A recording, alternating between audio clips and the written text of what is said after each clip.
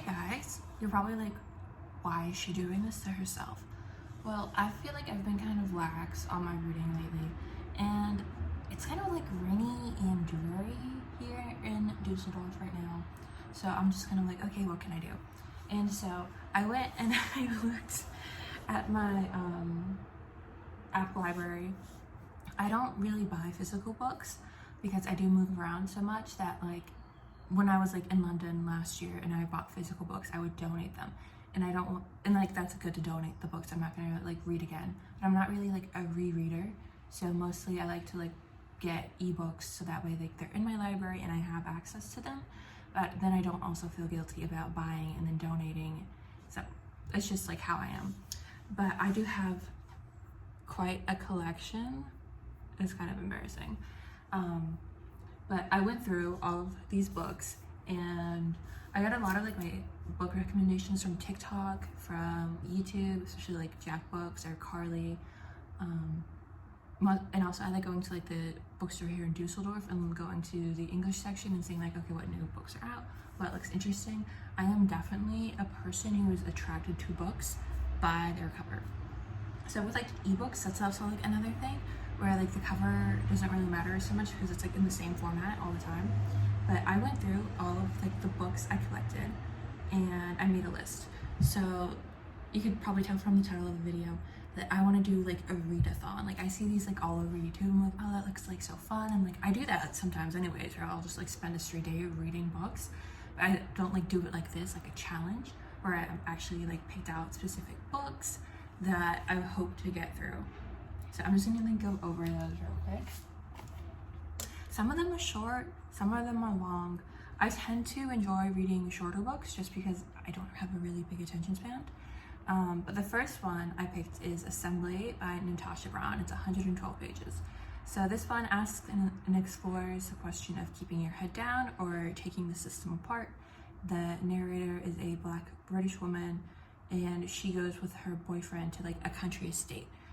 That's like really all I could like find online about like what the book is about. I started reading it and it's already kind of the narration is very succinct, it's very minimalistic. I'm like, this is interesting.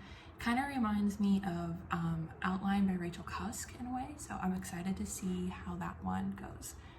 Next one is Vladimir by Julia May Jones. It's 256 pages. I want to read this one for the name Vladimir, but also because of the cover of the book. It's just like, I'm like, that looks so interesting. I want to know what that's about. And I have summed it up in 3 words: academia and affairs. But like, okay affairs. So I'm excited for that one. It's like an English professor who, her and her husband are like in an open marriage, but then it becomes difficult once like those relationships like enter like public knowledge and like that. So I'm like, that sounds interesting. Then this one, I might move this one up to like the first that I want to read, but it's Horror Hotel by Victoria Fulton and Faith Mclean. It's 224 pages, but basically this is YouTube friends visit a haunted LA hotel. And I'm just like, I love reading like YouTube Are You fanfics, which is so embarrassing, but I love YouTube. Like I've grown up with it, and the fact that there's like a book where YouTube is like the main, one of like the main aspects of like the characters and like why they're there, like the motives, like why they're there and their motives. I'm like, that sounds so cool. And I don't think I've really like read a book besides maybe, I think it's New Animals by Ella Baxter, A Touch of Jen by Beth Morgan, where like Instagram kind of like comes into focus and like we actually have like social media being like an important part of the story. So I'm excited for Horror Hotel. I might move that one up to first. Then we have Great Goddesses by Nikita Gill. This is a book about empowering life lessons from myth and monsters. It's 250 pages. And I like was interested in this one. I saw a TikTok where it was these Barnes and Noble people and like the prompt to go and like grab a book was a book you read in one sitting. And I'm like, that sounds interesting. I love myths, like the Greek myths, Percy Jackson, devoured those as a kid. So I'm interested to see what that one's about. And then the 5th book is a sequel, Kingdom of the Cursed by Carrie Maniscalco. She wrote Kingdom of the Wicked, which is kind of the story about a woman whose sister gets like murdered, and she's like investigating it, and then we have like the princes of hell who come in. So it's kind of like that, but it's set in Sicily, which I really like the first one. I don't know about the second one. I think the second one takes place in like the 7 layers of hell, but the first one takes place in Sicily, and I've spent a lot of time in Sicily growing up, so I'm like, it's so cool, and there's like food information, so excited for that one. That is one of the longer books. I feel like I wrote this where it goes from like smallest to longest, but this is the longest one. It's 448 pages, so we'll see how that goes. I feel like when I read like fantasy romance books like this, that they do move a lot faster versus like fiction or like horror, where you kind of like read every word. But like with romance and fantasy, I read it so fast because I'm like, I am addicted to it. Then the last one, we'll see if I get to this one, because I don't know. It's On the Road by Jack Kerouac. I hear like a lot of people read this in one sitting. It's chronicles Jack Kerouac traveling with his friend Neil Cassidy throughout the United States, and it takes place during like the Beat generation, because that's when it happened for Kerouac. And I don't know, I read this really good fanfic that this book kind of like played a major part in like the themes of it, so I'm kind of interested to read that, and it's just kind of been like on my TBR, so I want to see how that goes. But that's like the last one. So that's the 6 books. We'll see if I actually get through one of them, but it's the goal. I'm going to start the first book now, and I'm going to do Horror Hotel. I'm going to start with that one. So it's 11:32. So we just got one of the characters saying, what's the worst that can happen? And they're like paranormal YouTubers, and everybody else was like, why would you say that? So that's already hilarious. I already love that. So I'm almost at like the halfway point in the book, and they're talking about like how in elevators there's like no floor 13, and there's actually a word for it, triskaidekaphobia, where it's like the fear of the number 13. So they'll just like skip 13 and go straight to 14, but that's actually floor 13. And I never really like thought about it before. But even if they skip the number, the 14 is actually 13, and it's just the number is not there, but it's still there. It's not like they have a floor that they don't use. And now I'm just kind of like, why did I think that before, that there was just like an empty floor or something? But that's kind of interesting. This story it's good so far, and it's like cute because we get to see like the relationships between the characters, like building up, and kind of like love triangles. We got an Australian accent coming in, and yeah, it's kind of spooky. Hey guys, so it is 1:15 right now, and I just finished Horror Hotel by Victoria Fulton and Faith Mclean. And so like the book, like it starts out like this group of 4 going to investigate like this hotel and the murders that happen there, and then it turns into like a slasher like horror movie, and it was very good, very entertaining. Like all the loose ends are kind of like rounded up. It kind of reminded me of like a CW show in a way, kind of like Legacies maybe, or like Supernatural, like the mid-seasons. Kind of had like that vibe. But overall, it was like a very good book. I'd probably rate it like a 3.5 out of 5. Like it's not like the most exciting book, but it was not the worst. Yeah, it's just like an enjoyable read. Like if I was on the beach, this would be a good book to read. If I was on a plane, it'd be a good book to read. Yeah, I'm going to start the next book. I think I'm gonna do Great Goddesses right now. So on to book number 2. So it's like poetry, prose, and kind of like retelling, or like telling these like myths and monster tales through a modern lens, and like with modern language. And the one is Eos the Dawn, and kind of her affair with Ares, and how like Ares convinces her to like have an affair and for them to love and everything. But Eos is just like she knows that like Aphrodite loves Ares, and so she's like, women like her, they never punish the man, they punish the woman who is with him. And I'm like, yeah, that makes sense. And like how later she goes on to lose her son Troy. That's not a spoiler considering like these tales are very old. But I thought that was like interesting, and how like Aphrodite laughs at her.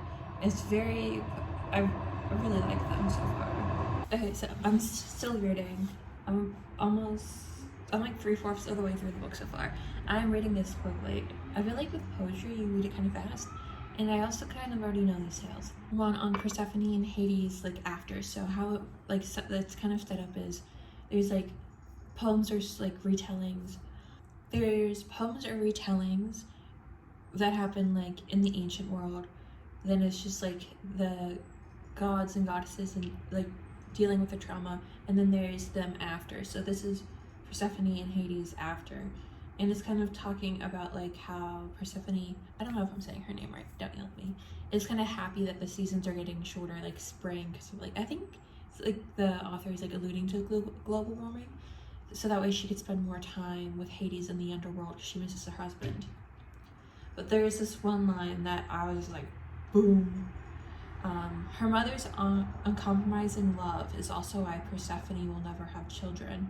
She couldn't bear to love someone like this. And I'm just like, I've never like thought about it before. Because like thinking back to like what I know of like Greek myths, I don't know if Persephone and Hades ever have kids. So I thought that was interesting. Hi, kitty cat. We have a guest.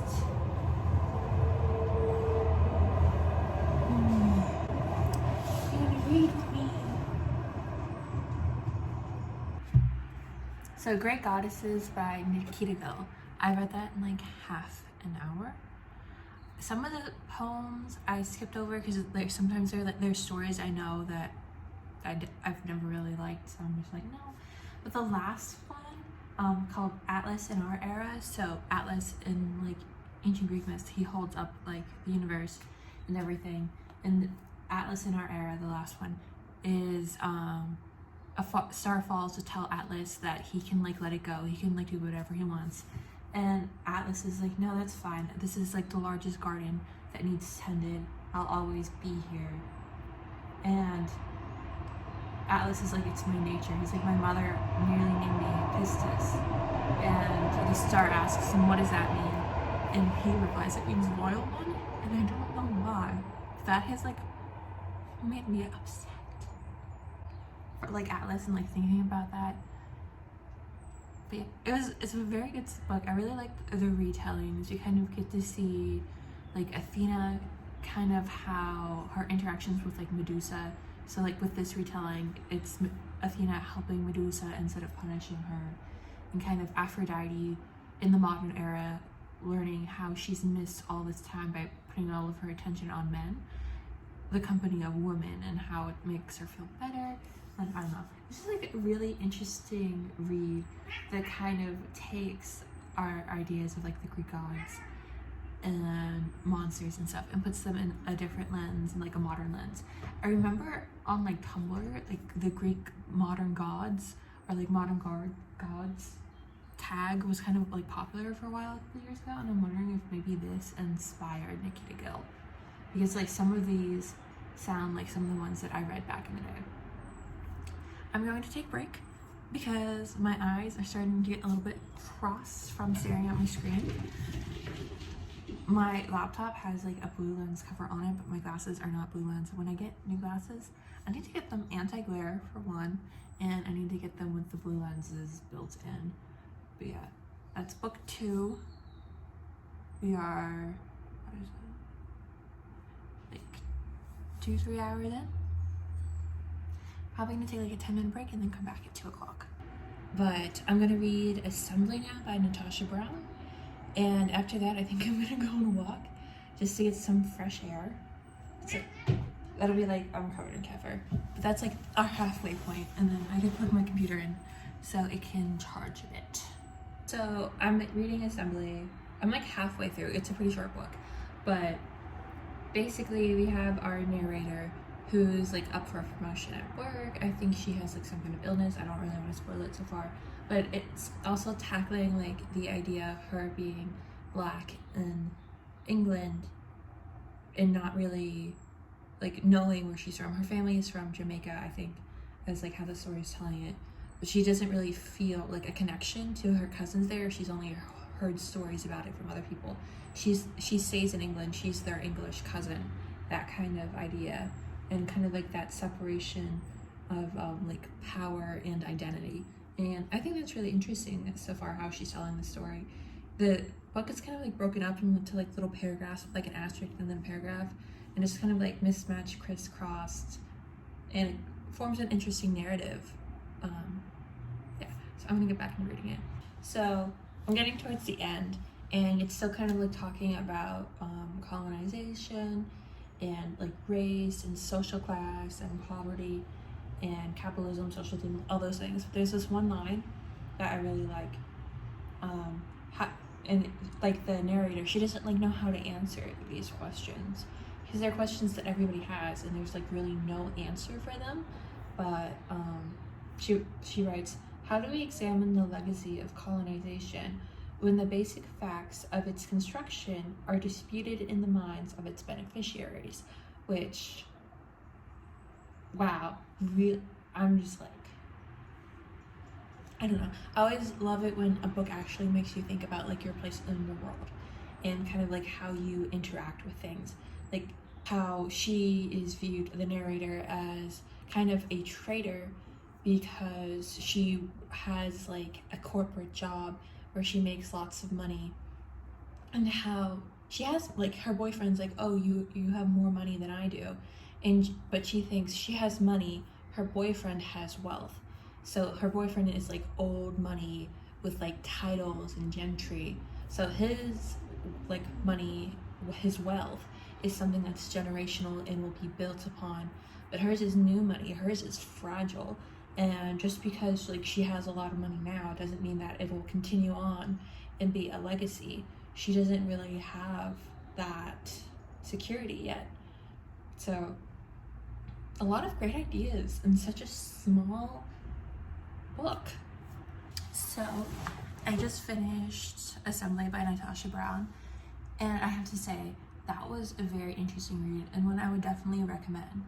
And only like 112 pages, you get introduced to like this woman's whole life and her ideas, not only about herself and her like indecisions, but also what it means to be a Black woman in England and dealing with British nationalism and wealth disparity and like new money versus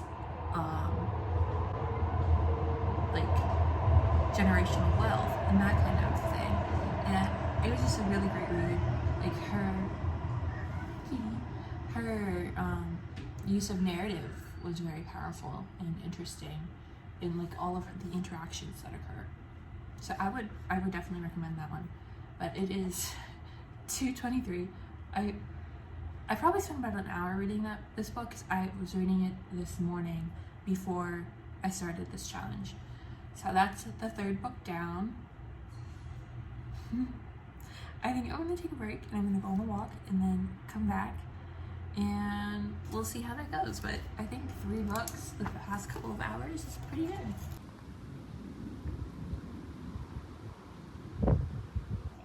Hey guys, so back from my walk. It's been about an hour. It's 3:17 right now, and had a nice like walk at the park, and I was listening to some Jack Kerouac poetry that he read on like Spotify. And so now I'm like, I feel like it's a good time to read on the road, so I'm gonna do that now. I only like know about Jack Kerouac from that one thing that I read, and then kind of just like what I know from like watching some videos on the Beat Generation. So I'm kind of interested to see what story this tells. I think it's really interesting how like so many like generations in American culture have like this idea around them, like when it comes to art, and we kind of have like these generational art groups and like small societies and communities form. And so like I'm wondering like what my generation's Beat Generation would be like, that kind of idea, if that thing is like even possible. So I'm gonna read this. I might do some research about like if there's like a Beat Generation of this generation, like that kind of thing. And yeah, we'll see. Hey guys, so 24-hour read-a-thon was kind of a fail. I feel like On the Road by Kerouac kind of derailed me a little bit. I was reading it, then I like started listening to the audiobook, which is 10 hours long. Then I got distracted and I started watching Titans on Netflix. So it's like noon now, 24 hours after I started the challenge, and I read 3 total books. I read Horror Hotel, Great Goddesses, and how did I already forget? Like literally. Oh, Assembly by Natasha Brown.